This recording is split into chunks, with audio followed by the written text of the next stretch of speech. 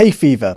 For some people, it's just a bit of sneezing in spring. For others, it's weeks of misery with blocked noses, itchy eyes, poor sleep, and a feeling that whatever they try just doesn't cut it. And if that sounds familiar to you, you're definitely not alone. So today we're going to get some expert answers. I'm really pleased to be joined by Professor Adam Fox, one of the UK's leading experts in paediatric allergy. Adam's bio has more allergy-related jobs, qualifications and awards than I even knew existed, and he's helped countless children and adults manage allergic conditions just like hay fever. I won't be letting Adam get off lightly in this episode. I'll be asking him some of the most challenging questions I get from my patients about hay fever and trying to find out what actually works when it comes to managing it. Adam, welcome to The Health Perspective. Lovely to be here. Thank you for coming.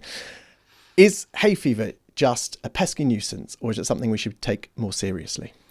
For lots of people that suffer, it is just a bit irritating. It's an itchy runny nose that bothers them for a few days of the season each year, and that's it. But for a significant minority of people that suffer, it's a real problem and it has a massive impact on quality of life. There are so many studies that have explored this and showing really remarkable things. So, for example, if you've got significant hay fever as a teenager, you are really, really likely to drop grades from your mock exams, which of course are usually typically around Christmas time, to your big exams, your GCSEs or A-levels, which not very well designed to plonk in the middle of the grass pollen season in the UK. So it can actually have an impact on your educational outcomes. If you're an adult, it will have an impact on your ability to drive safely. And one of the most remarkable studies I've seen is from New York, which showed that you are more likely to be mugged on a day when the pollen count is low than on a day when the pollen count is high, because even street robbers are affected by hay fever and are less likely to go out and do what they do when the pollen count's high. And this is not a small issue because it affects so many people. So in the UK, it's estimated that around 20 to 25%, that's nearly a quarter of the adult population, suffer from hay fever. And of them, 15 or 20% it will be a real problem for. Clinically, I guess, or as an expert in the field, how is that differentiation made? So who do you worry about more when you see someone with hay fever in clinic? Well, usually the people that find their way to my clinic because their hay fever is so troublesome, they're essentially already saying, look, this is bad enough to warrant help. Now, there's also a group of patients who find it really challenging to just remember to take their medication every day. And so it's important to be able to have a range of different alternative ways of managing it if somebody just doesn't like nasal sprays or finds it really hard to swallow antihistamine tablets, or they're doing all the right things, they're taking all of that medication, and despite that, it's still interfering with their day-to-day life. And for some people, it might just be grass pollen allergy, so the season is just really sort of 2-3 months of the year. But for other people, it will be grass and tree pollen and weed pollen, and then you're looking at 6-7 months of the year, or they might have year-round allergies to things like house dust mite or their pets. And so for some people, this is a constant problem. So what I'm understanding there is there's crossover allergies, I guess, or there's people in whose the different allergies at different times of the year can mean effectively those symptoms are extended throughout the year. I mean, I guess that leads on to the question, which is a bit personal in respect, and that I always used to think I had the most terrible cold in February and March. And then over time, I realised that actually it was probably an allergy. And something that I think a lot of my patients don't understand is that the tree pollen season can start incredibly early. So when is the earliest that you start to see people in the year with hay fever? I mean, you're absolutely right. People imagine that it's all about May and June and that's it. And that's when you'll get the peak of the grass pollen season. So that will often be, because it's the most common allergy, when most people are suffering the most. But the birch pollen season can start as early as January. Right. And I think people imagine that the birch pollen is coming from the tree at the bottom of the garden or the local park, but it's a much more sort of geographical effect than that. And actually most of the birch that causes trouble in the tree pollen season in the UK is actually blown over from the Scandinavian birch forests. So this isn't just about what's happening in your locale and you can't avoid it. So there are certain parts of the country. If you go to the coast, for example, it's just there's the wind blows more, pollen is much more distributed, there's better ventilation as such, so your symptoms may be a little bit better. But if you're in an urban area or even a rural area where you're not close to the coast, then there's going to be times of the year where the pollen that you're allergic to will find you and you're going to have problems. And is there a relation between, and often we see these big news articles that like it was a nightmare cold winter and then a warm spring. Is there a relation with those, those first warm days you get in February? Is that the kind of nightmare for hay fever sufferers, pollen sufferers? We've started hearing about pollen bombs and pollen things, bombs, which is sort of a sort of media invention.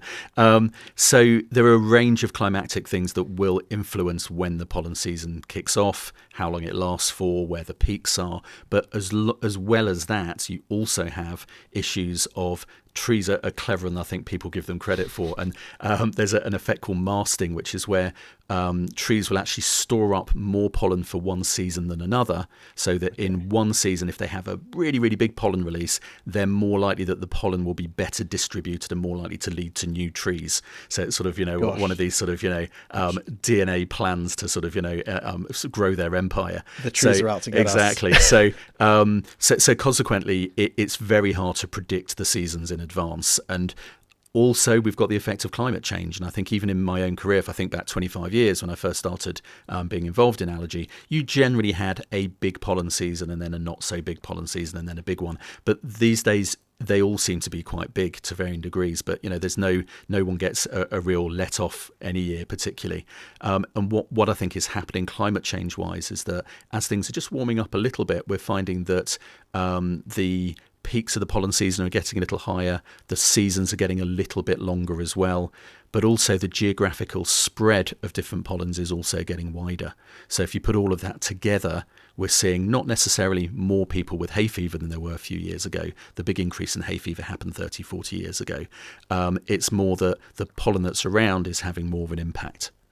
Why are we as humans, I guess, allergic to pollen or irritated by pollen? I know there's loads of hypotheses. I think I heard once the animal dander hypothesis, or that because we don't live on farms anymore and exposed to all these different allergens, why is it that we react so strongly to what is naturally to in things our that are harmless? Yeah. I think the first thing to mention is that I think some people tend to sort of try and look from an evolutionary biology perspective and try and think of, why is it helpful that we have this allergy? Is there a group of people where it's somehow a benefit to have allergies? And there isn't. It's just an inappropriate immune response.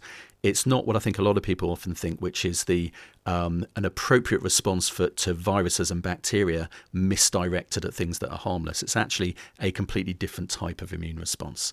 And it's not new. You can go into antiquity and find examples of Roman emperors who had allergic reactions to horses and Egyptian pharaohs that had reactions to insect stings. So these things have been around for a long time, but they were really rare. And to give you a bit of context, the paediatrician who described hay fever in himself in the early 19th century, a guy called Bostock, he was in Liverpool, it took him 9 years to find about 20 or so other cases to write up. And then in the space of 200 years, we've gone from that to 25% of the adult population. So genetics clearly are very important, but something else has changed to allow such a huge change in a pattern of disease in such a short space of time. So the prevailing theory always used to be the clean child theory, or the hygiene hypothesis. So this was based on an observation in the 80s that if you were the first child of your family, the oldest kid, you seem to be more likely to get hay fever than the younger children. So the theory then goes that oldest child has less microbial pressure, i.e. there's not so many bugs and germs in their household because they're the oldest child, and their immune system doesn't develop as fast because it doesn't need to, doesn't mature quickly, and consequently it's more likely to develop inappropriate immune responses to harmless things like pollen or peanuts or milk or egg or something. Whereas the next child, or the third child, that child's born into an environment where there's already an older sibling who's bringing all the germs and dirt and bugs back from nursery and all the other things that they do. That means that they're under a lot more microbial pressure, so their immune system has to develop much more quickly and consequently develops less inappropriate reactions. Problem is that this birth order effect just isn't consistent. It was shown up in some studies, but not in others. And now, although it very much entered the public consciousness, we now know that there's really, the holes are too big in that theory. It doesn't make sense. And also, you only have to go to places, Switzerland, for example, very, very low rates of infant mortality, a very clean country, in inverted commas, doesn't have particularly high rates of allergy at all. Right. But there are other places in the world that will have, technically a dirtier environment, but have much higher rates of allergy. So it's just not epidemiologically consistent either. The prevailing theory now is much more around our gut bacteria and what we call our microbiomes, which I don't even need to define the term these days. Everybody sort of knows that there's these huge amount of bugs that live not just in our gut, but up our noses and in our respiratory tracts and on our skin. And they have a huge impact on the way that our immune system develops its relationship with the outside world. If you look at where the allergy rates are highest around the world, it's very broadly westernized and typically English-speaking countries. If you look at the hay fever sort of league table, at the top is Australia, UK, New Zealand, Canada, US. So these are very geographically disparate places, but culturally very similar. And these are the places where we've seen the biggest rises in allergic disease. So it sort of strongly points towards, okay, there's a cultural thing that's going on here that is increasing the likelihood that a genetically predisposed population are now expressing their allergies more. And what that thing seems to be is the changes in our gut microbiome. And if you imagine that in the space of just 30 or 40 years, we've gone from all being born at home to all being born in hospital, much more use of antibiotics in early childhood, big changes in diet, in weaning practices, use of ultra-processed food. All of these things have a big contribution, but all of them affect it a little bit. And hence it's been really hard to pin down a specific factor. So if you look at, for example, being born by caesarean section or having antibiotics in the first few months of life, do they make you more likely to be allergic? Not consistently. Right. But when you start putting all of these factors together, it's together with a genetic predisposition, it starts then making a big nudge on a population level towards more people getting more allergies. And I think that's what we're seeing.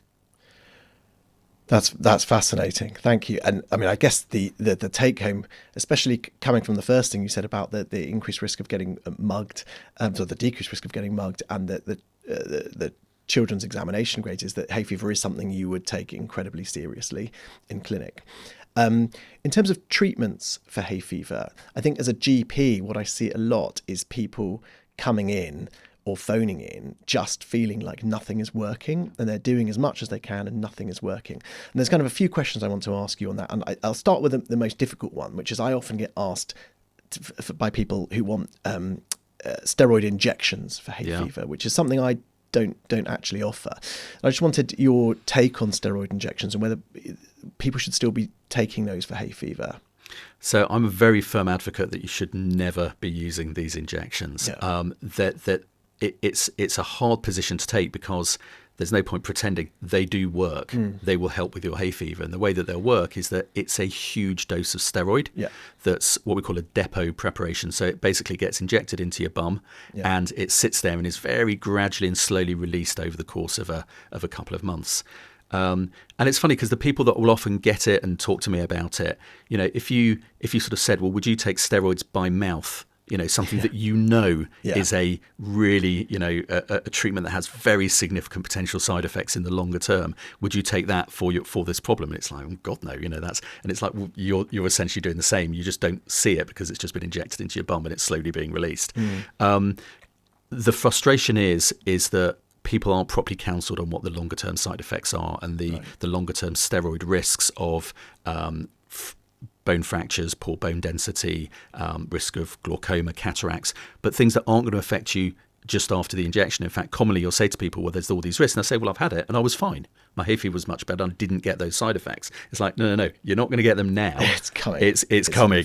And if you keep doing this year on year, your risk gets really, really significantly higher. It was banned on the NHS, rightly so, for hay fever. There was a class action that I'm not sure where it's got up to against the manufacturer about its use in hay fever, and the MHRA, our medical regulator, has said that they are actively coming after people who are advertising these treatments on social media, especially when they are not being absolutely clear about the side effects. But that hasn't stopped the advertising happening, and it does. Funnily enough, it's had a little bit of a revival, and I think because of social media, suddenly something that used to just be available from a few private GPs, and sometimes with proper counselling and shared decision making, it could well be an appropriate thing if your hay fever is terrible. But the truth is that most of the people that are getting it's because it's a quick fix, and they're not aware that there are other ways of managing hay fever that will be harder work, but will have similar outcomes, but not have any of those risks. And I think that's the frustration, is that, quickly reaching just for a whacking great jab of steroid because the simple over-the-counter stuff isn't working isn't a good way of managing hay fever. And one thing I offer to my patients, and I'm very happy to be told I'm wrong by the expert here, is for people with severe hay fever who are coming up to an exam or something, I would offer a short course of oral steroids to kind of break that allergic response quickly. Yeah, I do that as well. Doesn't carry any of the long-term risks, does it? Exactly. It carries a few short-term risks, but it's a much, I think, safer way to get someone through a critical exam or interview or something. Yeah, I've yet to meet the person whose hay fever was so bad that 5 days of oral prednisolone didn't do the job. Yeah. That's a proper whack, but it's a short-term course of treatment, and we know because armies of people every day have wheezy episodes and eczema flares and get short courses of steroids.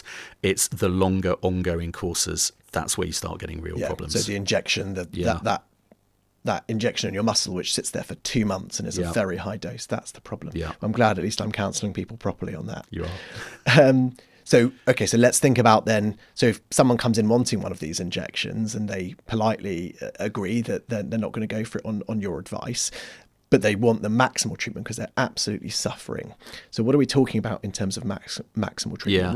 So what that looks like, and there's sort of a ladder of where you'd go. So for most people whose hay fever is a mild irritation, visit your pharmacy and get the right sort of antihistamine. So make sure it's a long-acting, non-sedating antihistamine, because one of the common problems, and frustratingly sometimes this is the advice from the pharmacy, is to use a short-acting antihistamine, which is also sedating. And actually that can make you feel worse, and it really doesn't do that much for your hay fever. Piriton. So avoid Piriton or chlorphenamine, which is the medical name, and go for cetirizine or loratadine or fexofenadine. So those are the sort of the medical names. It's much cheaper if you get the generic. If you go online to one of these online pharmacists and get, you can get sort of bulk supply of cetirizine or loratadine if you know you're going to need it all season. It's really cheap compared to sort of buying the colourful packets of the branded stuff. That can be alongside the non-medical things that will be helpful. So things like saltwater nasal sprays are surprisingly good. It just rinses all the allergen out. Also has a little bit of an anti-inflammatory effect. Using pollen balms, a bit of Vaseline around your nostrils, stopping the pollen going up. And then things like washing your hair before bedtime so that the pollen that's collected in your hair isn't rubbed on your pillow and then rubbed up your nose overnight. Not washing your clothes outside on days when the pollen count is high. But all of those things are sort of only going to have a small effect. But if your hay fever is mild, you don't need to get more medical than that. But if you've got proper hay fever and the antihistamines aren't doing the job, definitely the next step is a nasal steroid. Okay. Now, for adults, these are over the counter. For kids, they need a prescription, but they're very safe. Been around for a very long time. The dose is very small. It stays locally rather than being absorbed into your system. So as long as you stick to the regular doses, you shouldn't have to worry about things like growth. That's one thing I find a lot, is that when you say nasal steroid, a lot of people panic that it's a steroid, and I often say this is just as effectively staying in the nose, and there's not going to lead to any long-term steroid side effects. Yeah, and there's really nice studies on the newer generation of nasal steroids, the ones that you can get now, that are very reassuring with regards to growth as long as you stick to the regular doses in children. Yeah, exactly, because the older ones, there was an issue. And that's understandably why people worry about that. The other thing that's worth mentioning about nasal steroids is they work better if you start before the season's really kicked off. So if you know you've got hay fever and you know that every sort of mid to late April your symptoms from the grass pollen season are going to kick off, then in late March, early April, start your regular nasal spray. And that'll make a real difference. There's no value in starting antihistamines in advance. You can just take those as and when you need them. So for me, for most people, it's start your nasal steroid early, take that regularly throughout the season, and then if and when you need it, because you've got breakthrough symptoms, then take your extra doses of antihistamine, and you can take them a couple of times a day. And then you might also want to get eye drops if you have particular eye symptoms. And if all of that isn't working together, then have a chat with your pharmacist or your doctor, because usually you can double up all of those medicines. The over-the-counter doses are pretty conservative because they're for over-the-counter use, so you can certainly do better than that. But there are a group of patients, it's probably about 15% of hay fever sufferers, who, even though they're doing all of that, it's still a problem. Right. So they really are. I mean, for most people who are suffering, they're usually just not taking their medication regularly, and they will get better if they do. But there are certainly a significant group of people who they've got the right meds, they're taking them regularly, they're taking their nasal spray correctly. Always worth revisiting with people how to take a nasal spray, because often it's just being squirted the wrong way and missing where it needs to go. Yeah. But if they're doing all of that and there's still a problem, that's when we'll start talking to them about the other options. So at the bottom of the ladder of the sort of, the high level stuff, it's going on to nasal sprays that have a combination of antihistamine and nasal spray, and together they can work a little bit better. But really what we need to start talking about are things like desensitization. So these are the sort of treatments that are specifically for people who have got more troublesome symptoms. Not a quick fix. They're not helpful in the middle of the season when you're really suffering. That's where the short course of steroids might come in. And then when you settle things down with that, doubling up their medication. But it's really sort of to think about in advance of next season, because you know it's coming back and you know it's going to be bad, that it can make a huge difference. And just give us this is obviously a complex area, but give us a very top level on desensitization. Yeah. Is this something someone has to take for life? Is it someone they take for a year? Once they take it, are they cured? Yeah. So it's not a new treatment. So the first courses of desensitization were actually done in the early 1900s in London. So this has got over 100 years of history, but we've got a lot better at it and we understand the science a lot better. But the principle is that if your allergic reaction is to grass pollen or to tree pollen or dust mite or cats, that you can retrain the immune system by doing deliberate exposure. And sometimes you start with small exposure and work up. And sometimes you can actually go in with quite hefty exposure, depending the route that you do it, and actually within a few months get a really significant effect. And what you're doing is you're inducing a slightly different response by your immune system that produces antibodies that get in the way of the allergic antibodies. So the allergic antibodies that cause all the trouble don't have a free run anymore. They've got to sort of go up against as many of these other antibodies as you've been able to create through desensitizing. And although it's not a complete cure, it is disease modifying. And in medicine, that's sort of like the holy grail, sort of, not just taking a medicine to suppress symptoms, but using a treatment that actually changes the underlying course of the disease. And what that means in practice is that if you do a course of desensitization, which is typically 3 years long, at the end of that, when you stop, the benefit persists. Okay. So unlike a nasal steroid or an antihistamine, it only works when you take it. These treatments, because they're changing your underlying allergy and making you essentially less allergic, that will last for many years afterwards. Not forever, and it will often wear off after a number of years, but you'll get a number of years of benefit. And they repeat it? They can repeat it? Well, you can, yeah, absolutely. You can do sort of a shorter 1 year sort of booster, because essentially it is a vaccine. You're using the thing that causes the problem as a way of making it less of a problem. You can just give a shorter course further down the line. I have to say, I see very few kids. I mean, I'm a pediatric allergist, so once they've got to 18, they're going to be going and seeing a different allergy doctor anyway. But of the desensitized 5-year-olds that I've got in my clinic, I see very few of them again for a small number, yes, but not a huge number. Most of them get a really long-lasting benefit. And it can be done one of two ways. The old school way was injections. So you'll often hear American patients talking about the allergy shots that they get from their allergy doctor. Yeah. And if you go back a few years to the 50s, 60s, 70s, in the UK, people would go to their GP for their allergy injection. And what it would look like would be about 6 or 7 pre-seasonal injections of grass pollen or tree pollen, whatever they're allergic to. And that would set them up for the season, and they'd do that for 3 years in a row. The problem was that you could have quite significant side effects. Right. And when I say side effects, I mean really significant side effects. It's horrible. There were a number of deaths from this treatment. Oh my gosh. Yeah. So, and that is not acceptable for a hay fever treatment at the end of the day. So rightly, it was sort of pretty much shut down outside of very specialist practice in the UK. In the US, they kept going. They got better at it. They got better at working out where the risks were, how you reduce the risk. It was basically patients who often had unstable asthma were given their shot and then just sent straight home. Right. And on the way home, they would have a horrible reaction to the pollen they'd been injected with. So now, when you have one of these injections, you need at least a 1-hour observation in a place where they could deal with the reaction if it happened. And actually, you now very rarely see those reactions, but you need to be prepared for them. But because of that, there was a big move away from injection desensitization and a move towards what's called sublingual desensitization or sublingual immunotherapy. And that's where it's a tablet made out of grass pollen or tree pollen or dust mite, and it goes under your tongue. And essentially it gets to your immune system that way rather than being injected. The huge benefit is it's dramatically safer. Right. In fact, I can look all of my patients in the eye and say, this is a safe treatment. There's been over 2 billion doses of sublingual immunotherapy given, and it's certainly never killed anybody. Yes, you can very, very rarely get significant allergic reactions, but it's really uncommon. A number of people, when they start the treatment, will get itchy under their tongue for 5 to 10 minutes, but that's usually the level of it. So it's a very safe treatment. It's probably about as effective as the injection desensitization. If you went really head to head, maybe the injections have got the edge, but the safety aspect means that you'll suffer a degree of compromise knowing it's really safe. I guess the real downside is that you have to take it every day, whereas the injections, you get a shot and it's done. And that means there's less remembering on the part of the patient. But as long as you start it a few months in advance of the season, you'll get a very, very significant improvement, usually 30-40% improvement in your symptoms, which for the patients that we're aiming this at, which are typically the ones who are on medication, and even when they're taking their medication, it's still a real problem, you're moving them to being somebody who takes their medication and they're fine. Right. They're not throwing away their nasal sprays and antihistamines and never needing them again. Some do. But so it's not obliterating. Exactly, it's not that definitive cure. And for everyone that does have a fantastic response, there'll be similar numbers who don't get much of a response at all. But most people are in the middle. They get a good response that's clinically meaningful, makes their life significantly easier, allows them to reduce the medication that they're relying on, and it's a long-term effect. I mean, what I get from this is there is hope for hay fever sufferers. And, and I think that when I see patients in clinic, a lot of them have really lost hope. And there's just this whole range, this ladder, as you described, of treatments.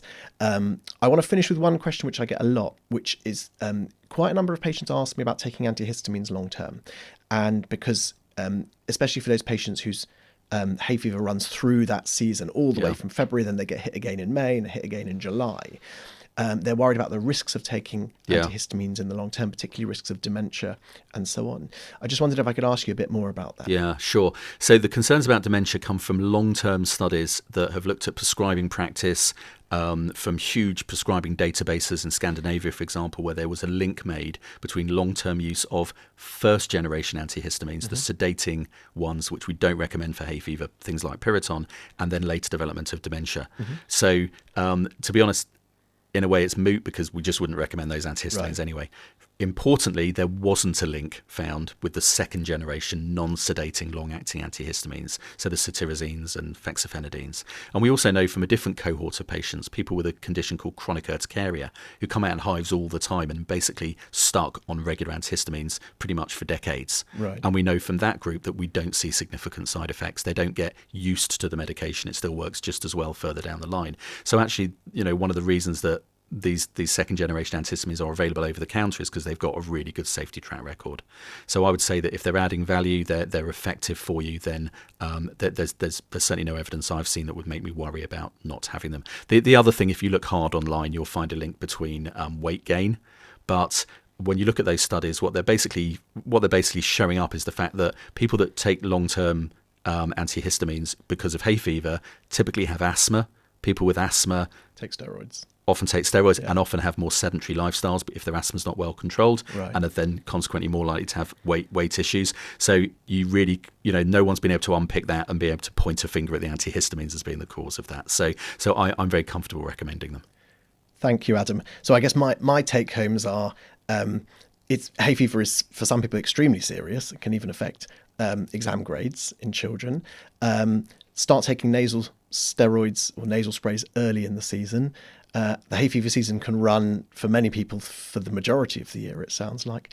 Are there any other key take-home messages you'd like to give? I think the big one is be aware that if the medicines aren't working, that there are additional options. There is a huge issue with access to sublingual immunotherapy because although they're fully licensed treatments, and in fact the dust mite desensitization tablet recently got NICE approved, which means it should be getting offered to people with these problems. But the reality of it is that people often aren't, their GPs often don't know about these treatments, and hence they're not able to send them in the right direction to get them. For every patient we desensitize in the UK, about 700 are desensitized in Germany.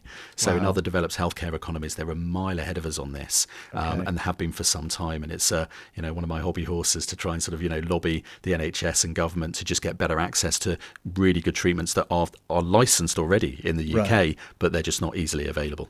Adam, I think I've learned more about hay fever in 20 minutes than I could have in a lifetime. Thank you very much for joining me. Pleasure. Thanks See for you having next me. time.